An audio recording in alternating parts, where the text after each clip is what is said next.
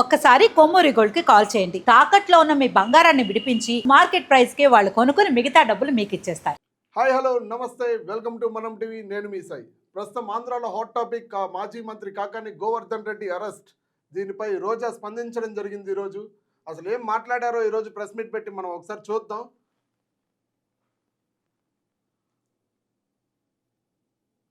అలాగే పోలీసులతో తప్పుడు కేసులు పెట్టించడం అండ్ ఈ విధంగా కార్యకర్తల్ని నాయకుల్ని అందరినీ హెరాస్ చేయడం తప్ప ఏం చేశారు నేను అడుగుతున్నా. ఈ రోజు వాళ్ళు పెట్టిన అక్రమ కేసులు అన్ని ఇన్ని కాదు, అక్రమ కేసులే సిగ్గుపడే విధంగా ఈ రోజు అక్రమ కేసుల పరాకాష్ఠకు నిదర్శనం కాకాని గోవర్ధన్ రెడ్డి గారి కేసు, అలాగే పిన్నెల రామకృష్ణ గారి కేసు. మీ అందరికీ తెలుసు కాకాని గోవర్ధన్ పై పెట్టిన కేసులన్నీ తప్పుడు కేసులు, తప్పుడు అరెస్టులు. ఈ మాటలు మీ హయాంలో జరిగిన మొత్తం స్కాములు మొత్తం ఇప్పుడు బయటపడుతూ ఉంటే ఇప్పుడు మొత్తం ఫేక్, ఇట్లాంటి మాటలు మాట్లాడుతున్నారు. ప్రస్తుతం మనతో పాటు సీనియర్ జర్నలిస్ట్ కట్టా కార్తిక్ గారు మనతో పాటు ఉన్నారు. అన్నతో మాట్లాడదాం. అన్న నమస్తే. నమస్తే సాయి. ఈరోజు మాజీ మంత్రి రోజా నగిరి నియోజకవర్గం ఆవిడ ప్రెస్ మీట్ పెట్టి ఈరోజు కాకాని గోవర్ధన్ రెడ్డి గారి గురించి మాట్లాడటం జరిగింది. అసలు ఎలా చూడొచ్చు అంటారు దీన్ని? అంటే వైసీపీకి సంబంధించినటువంటి వ్యక్తి కాబట్టి కాకాని గోవర్ధన్ రెడ్డి అరెస్టుని ఖండిస్తారు, తప్పంటారు, అక్రమ కేసే అంటారు. మరి అంతే తప్ప వైసీపీ వాళ్ళు వైసీపీ నాయకులు అరెస్టుని సక్రమం అనరుగా. వైసీపీ నాయకులు అరెస్ట్ అయింది వైసీపీ నాయకుడు. ఇప్పుడు రోజా గారు మంత్రిగా పనిచేశారు, కాకాని గోవర్ధన్ రెడ్డి గారు మంత్రిగా పనిచేశారు.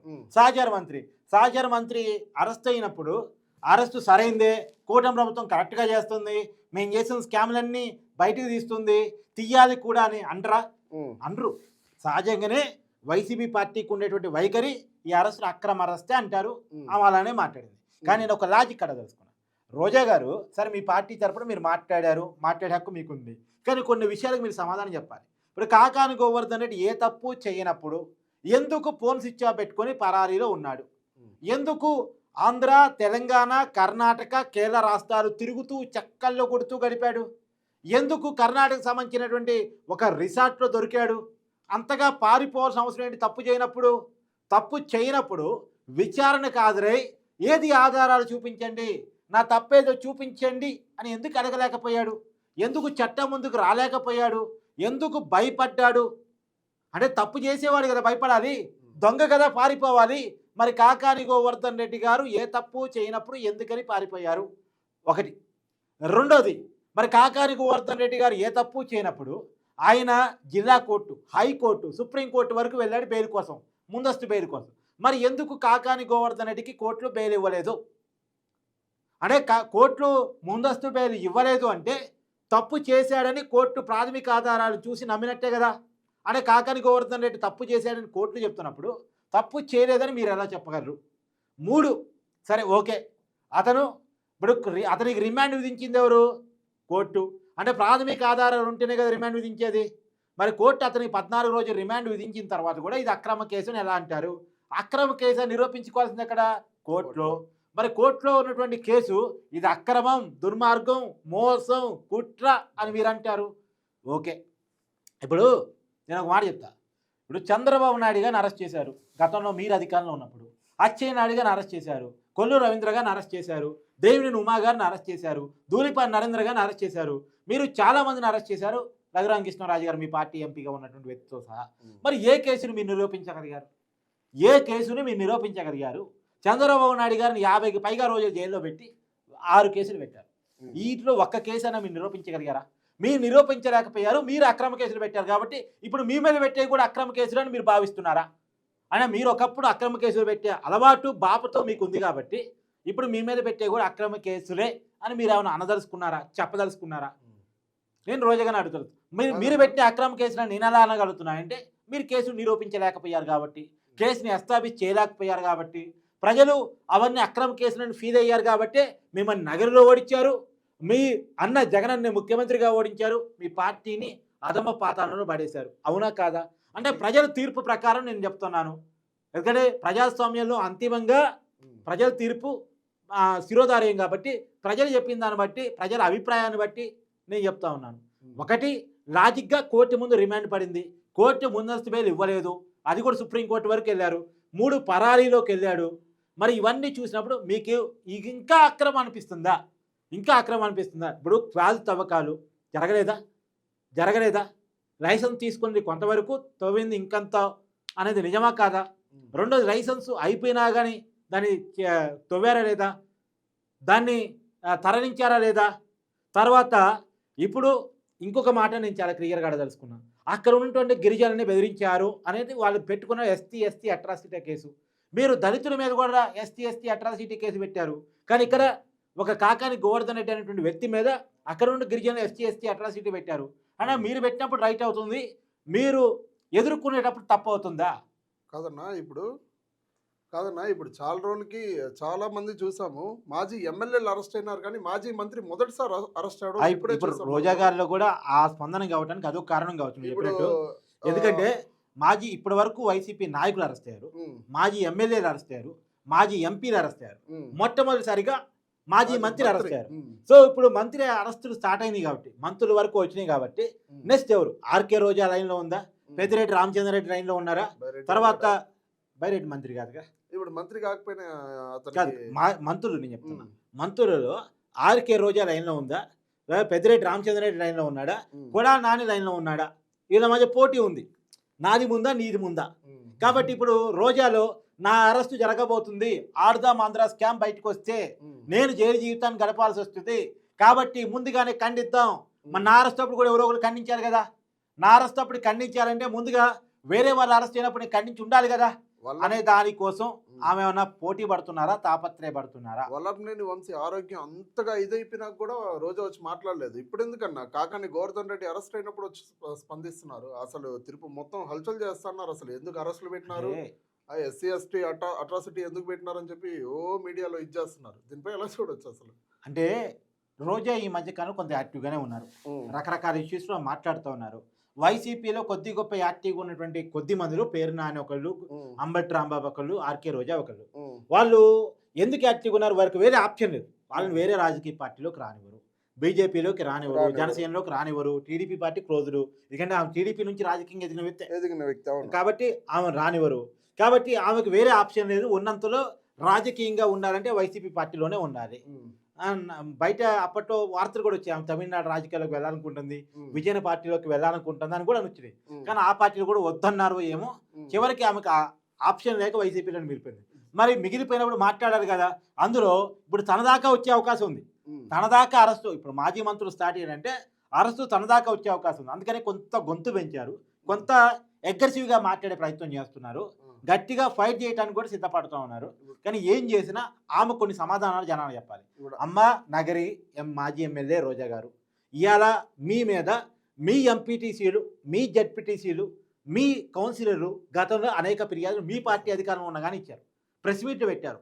మీరు అవినీతి అక్రమాలకు పాల్పడ్డారని, చిన్న పదవులు కూడా కమిషన్లు తీసుకున్నారని, తిరుపతి దేవస్థానం దర్శనాలకు కూడా డబ్బులు తీసుకునే దర్శనాలు చేపించారని మీ మీద అనేక ఆరోపణలు ఉన్నాయి. ఇప్పుడు ఈ ఆరోపణలకు సంబంధించి నిజాలు బయటకు చెప్పండి.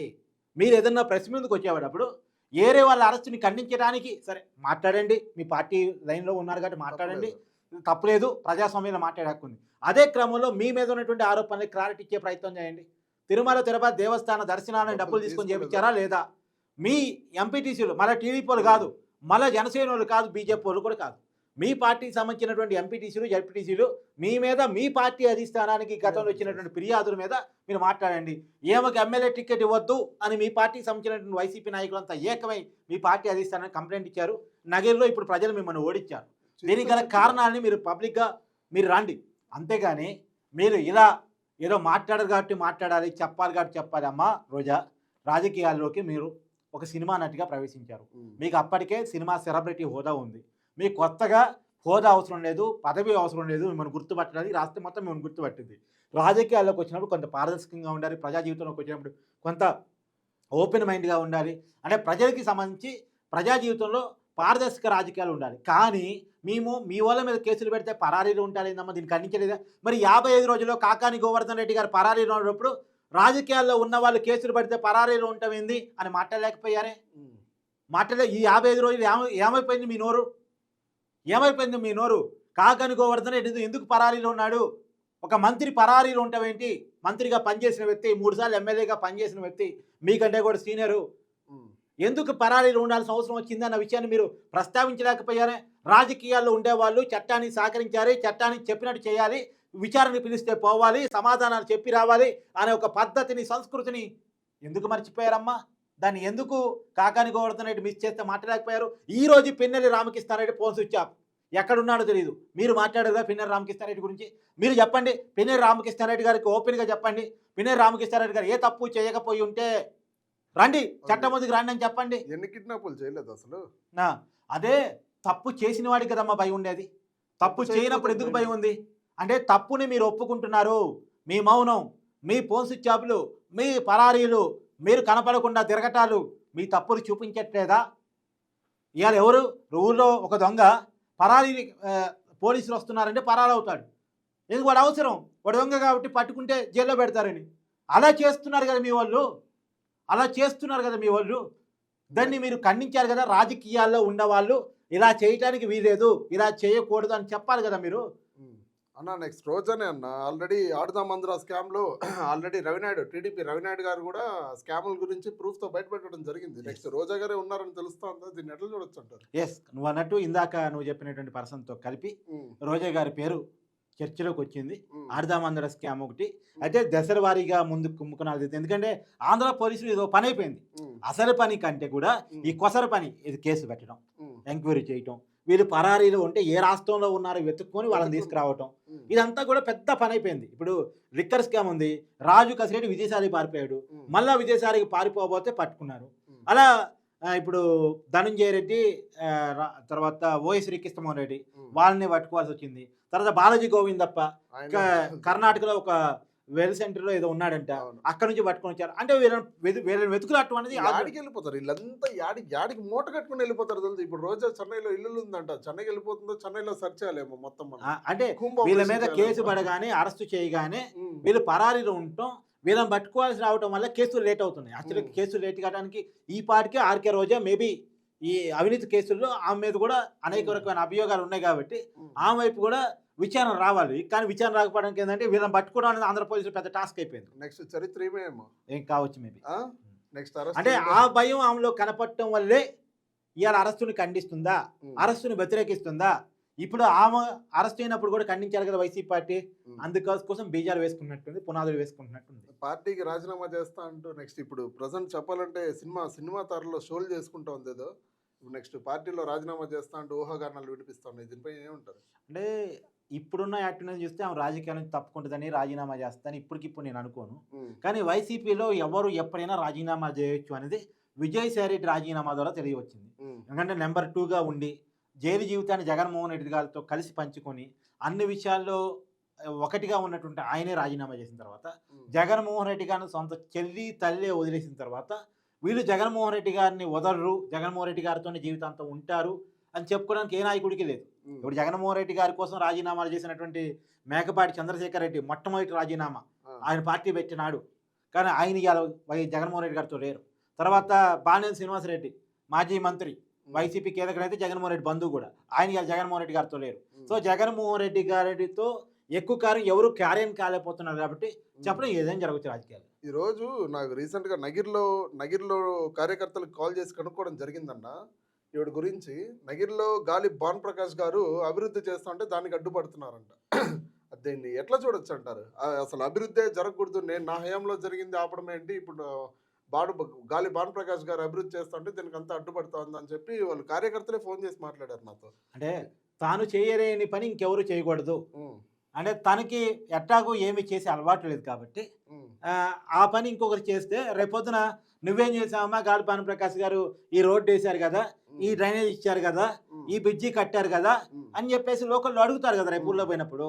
కాబట్టి నేను చేయని పని ఎవరు చేయడానికి వీలేదు అనేటువంటి ఒక అడ్డగింత. ఇప్పుడు జగన్మోహన్ రెడ్డి గారు రాజధాని కట్టరు, అలానే చంద్రబాబు నాయుడు గారు అమరావతిని రాజధానిగా కడతానంటే అనేక అడ్డంకులు సృష్టించే ప్రయత్నం చేస్తారు.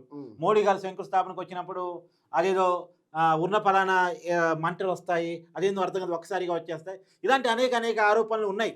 కానీ ఏది ఏమైనా రోజా గారు మాత్రం చట్టానికి సమాధానం చెప్పి తీరాలి. అమ్మ, మీరు ఒక మాట మాట్లాడేటప్పుడు మీరు ఒక మాజీ సినిమా నటి, మీరు సెలబ్రిటీ హోదా ఉన్న వ్యక్తి, ఒక మాజీ మంత్రిగా పనిచేస్తున్న వ్యక్తి, మాజీ ఎమ్మెల్యేగా గతంలో 2 సార్లు పనిచేసి ఉన్న వ్యక్తి, మీ స్థాయి తగ్గట్టు మాట్లాడండి.